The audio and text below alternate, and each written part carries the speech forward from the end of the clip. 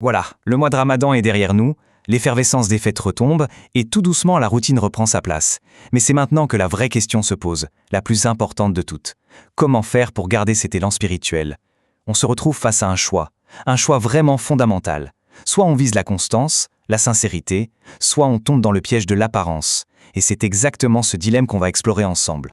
Vous savez, la fin du Ramadan, ce n'est pas vraiment une ligne d'arrivée, c'est plutôt un carrefour. Chaque jour qui passe, c'est une partie de notre vie qui s'en va. Et les choix qu'on fait maintenant, à ce moment précis, vont dessiner la trajectoire pour les mois à venir. C'est un peu le test de notre véritable engagement. C'est la question qui nous pousse à un petit examen de conscience, une introspection nécessaire. Parce qu'après le départ de ce mois béni, on le sait, les comportements peuvent prendre des directions complètement opposées. C'est donc crucial de savoir un peu où l'on se situe pour pouvoir avancer dans la bonne direction. Alors, on peut voir en gros 3 catégories de personnes. D'abord, il y a les gagnants. Ce sont ceux qui continuent leurs efforts, qui persévèrent. Le signe même que leurs actions ont été acceptées, c'est justement cette capacité à continuer. Ensuite, il y a ceux qu'on pourrait appeler les insouciants. Pour eux, Ramadan n'était qu'une parenthèse, sympa, mais sans réel changement de fond. Et enfin, il y a la catégorie la plus triste, la plus tragique. C'est comme une personne qui aurait tissé une magnifique étoffe et qui, une fois finie, se mettrait à défaire son travail fil par fil. Ces gens-là abandonnent tout dès le premier jour de l'Aïd et réduisent à néant tous leurs efforts. Bon, intéressons-nous au premier chemin, celui des gagnants, la constance, ce qu'on appelle en arabe l'istiqama. Comment est-ce qu'on fait pour maintenir cet élan spirituel, pour que tous les bienfaits du Ramadan ne s'évaporent pas comme de la buée sur une vitre? Eh bien, la clé, elle se trouve dans un mot, régularité.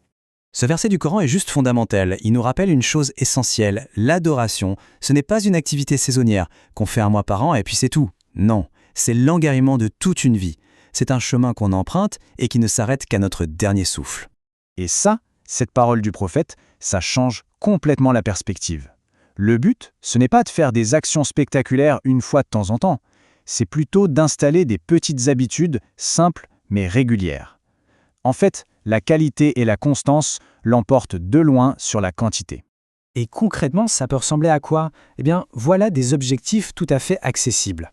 2 petites unités de prière la nuit, quelques versets du Coran chaque jour, maintenir les prières surérogatoires qui encadrent les prières obligatoires. Ce sont comme des petites graines qu'on sème au quotidien. Et avec le temps, elles finissent par donner un arbre immense et solide. Mais attention, les actions seules ne suffisent pas. Parce que si le quoi est important, le pourquoi on fait les choses l'est infiniment plus. C'est là que se joue la vraie bataille, dans un piège subtil, mais absolument dévastateur, celui de l'intention cachée. Cette phrase, elle peut paraître un peu choquante, même paradoxale. Comment est-ce que les plus grands sacrifices pourraient mener à la pire des catastrophes? C'est ce qu'on va voir à travers un récit prophétique d'une puissance incroyable. Imaginez un peu la scène au jour du jugement. Le tout premier à être appelé, c'est un homme qui a donné ce qu'il avait de plus cher, sa propre vie sur le champ de bataille. En apparence, c'est l'acte de dévotion ultime, n'est-ce pas? Juste après, on appelle un savant, quelqu'un qui a passé sa vie à étudier la science religieuse, à l'enseigner aux autres, vraiment une vie entière dédiée à la connaissance et à sa transmission. Et le troisième, c'est un homme d'une richesse immense, connu de tous pour sa générosité. Il a dépensé son argent sans compter pour aider les autres, financer des projets, bref, un véritable pilier de sa communauté, admiré de tous. Et là, c'est le choc, le verdict tombe pour chacun d'entre eux. Un verdict glacial, tu as menti. Comment ça menti? Tout simplement parce que leur intention profonde, leur vrai moteur, ce n'était pas Dieu. Le martyr, il s'est battu pour qu'on dise de lui quel courageux. Le savant, il a enseigné pour qu'on le qualifie de grand savant. Le donateur, il a donné pour qu'on dise de lui quel homme généreux. Leur récompense, en fait, ils l'ont déjà reçue dans ce monde. C'était les compliments des gens. Du coup, leurs actions, aussi grandioses en apparence, se révèlent être complètement vides.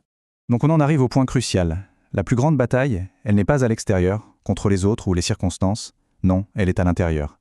C'est la bataille contre notre propre ego, contre ce besoin viscéral de reconnaissance qui peut pourrir les actes les plus nobles. Et ça illustre parfaitement la différence. Une foi authentique, elle est censée nous briser notre ego, nous rendre humbles, elle nous fait réaliser notre petitesse face au Créateur.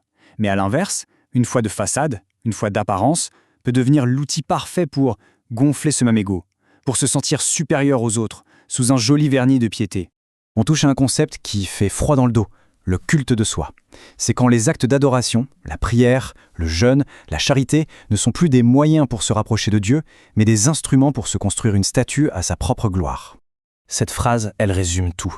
C'est la maladie spirituelle qui a rongé ces 3 personnes. Oui, ils étaient peut-être au premier rang à la mosquée, mais ils risquent aussi d'être au premier rang de ceux qui sont menés en enfer. Parce que leur véritable idole, celle pour qui ils ont tout sacrifié, c'était leur propre image. La question c'est comment on fait alors? Comment on arrive à combiner des actions constantes avec une intention pure? Comment on s'assure que nos efforts visent la bonne cible? Heureusement, il y a des outils pratiques pour mener ce combat intérieur. Une personne pieuse, ce n'est pas quelqu'un qui ne fait jamais d'erreur. Non, c'est quelqu'un qui, dès qu'il faute, se retourne immédiatement vers Dieu. La méthode est simple. D'abord, se souvenir qu'il nous voit, toujours. Ensuite, lui demander pardon, avec un regret sincère. Et enfin, prendre la ferme résolution de ne pas recommencer. C'est un processus qui ancre l'humilité et la conscience de Dieu dans notre quotidien. On retrouve ici les mêmes actions qu'au début, mais on les voit sous une nouvelle lumière. Jeûner les 6 jours de Shawwal, la prière de nuit, la lecture du Coran. Ce ne sont plus seulement des actes pour être constants. Ce sont des armes pour polir le cœur, pour combattre l'ego et pour cultiver une relation secrète, intime et sincère avec le Créateur, loin du regard des autres. Et voilà la question finale, celle qui doit vraiment résonner en nous. Au fond, au-delà des apparences, au-delà des likes, des compliments, tout au fond de nous, pour qui est-ce qu'on joue la pièce?